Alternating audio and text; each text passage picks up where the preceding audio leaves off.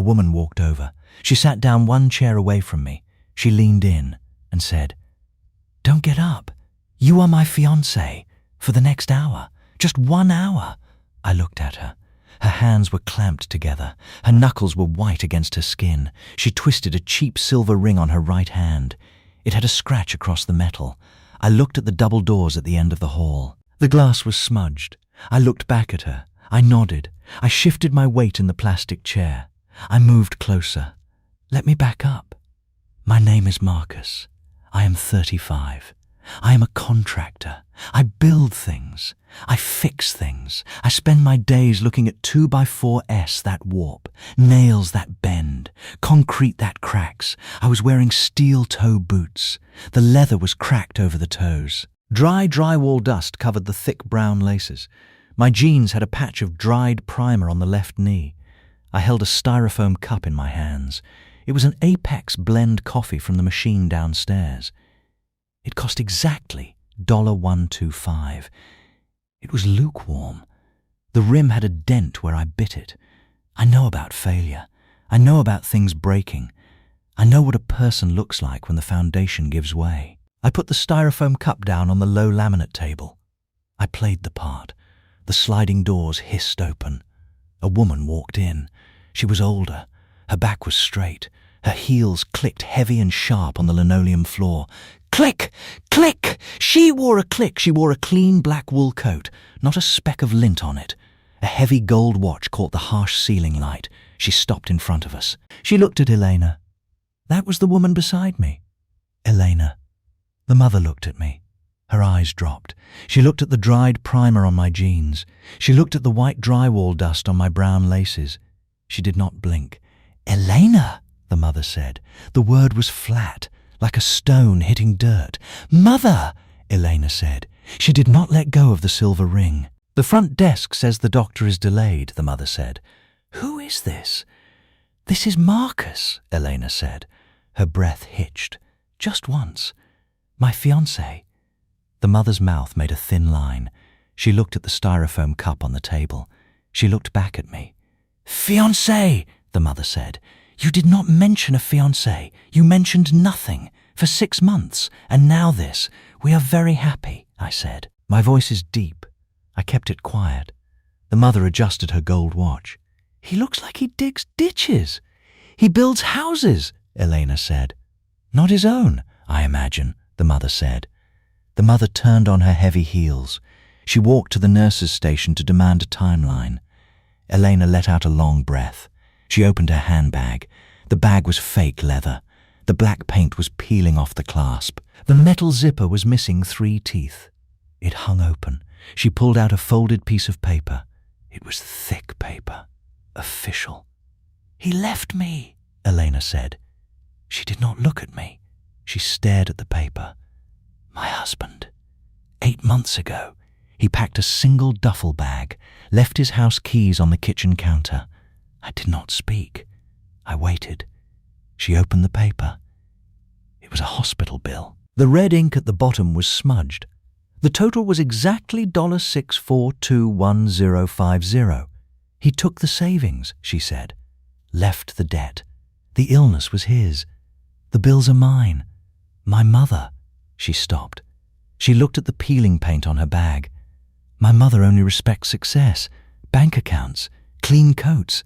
If she knows I am alone, if she knows I am broke, she will never let it go. It will be a weapon. I looked at the number, $6421050. I looked at the cracked leather on my boots. I thought about a house I framed last year. The owner ran out of money.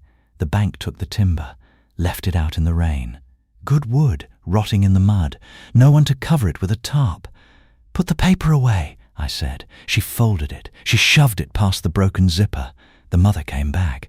Her jaw was tight. "Another hour," she said. She sat in the chair opposite us. She crossed her legs. She looked at Elena. "Your sister bought a second home. In the hills.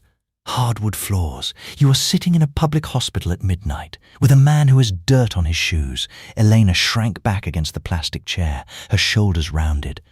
"Look at you," the mother said. "You look exhausted. You look cheap. Where is your husband?" "The real one." The one with the salary. I stood up. I am broad in the shoulders. I stand 6'2". I stepped in front of Elena. I blocked the glare of the fluorescent tubes from hitting her face. I looked down at the mother. "He is gone," I said. "Excuse me?" the mother said. "He is gone," I repeated.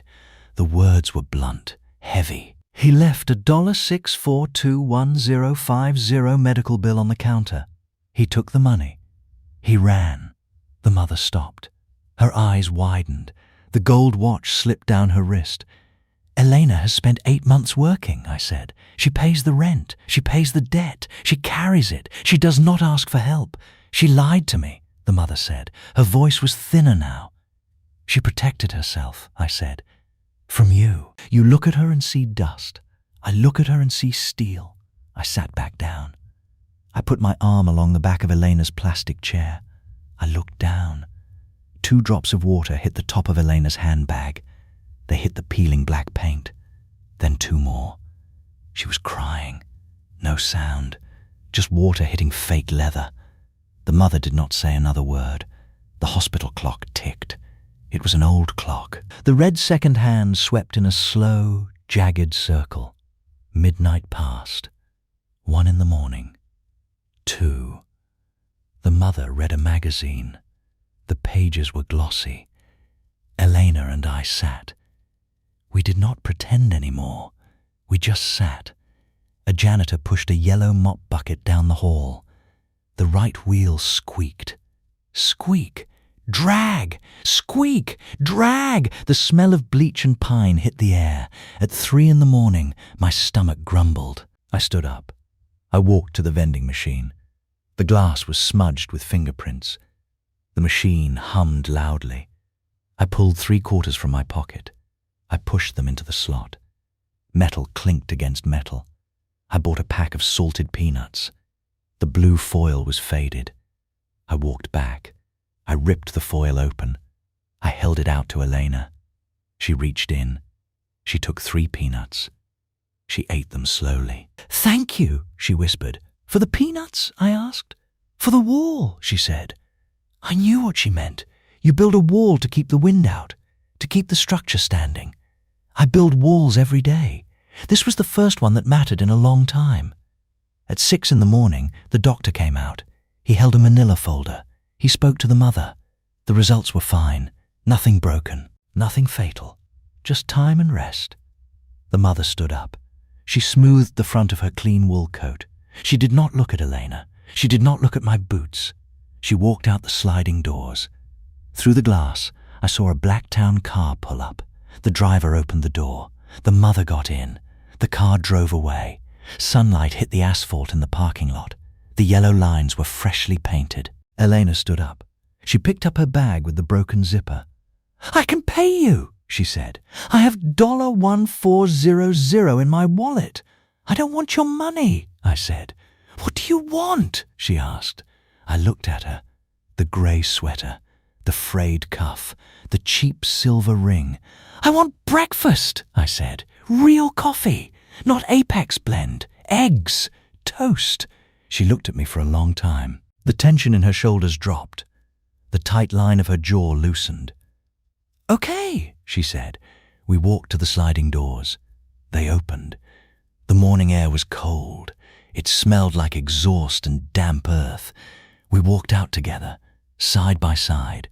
Back in the waiting room, the laminate table was empty, except for 2 styrofoam Apex cups, pushed close together, touching in the middle.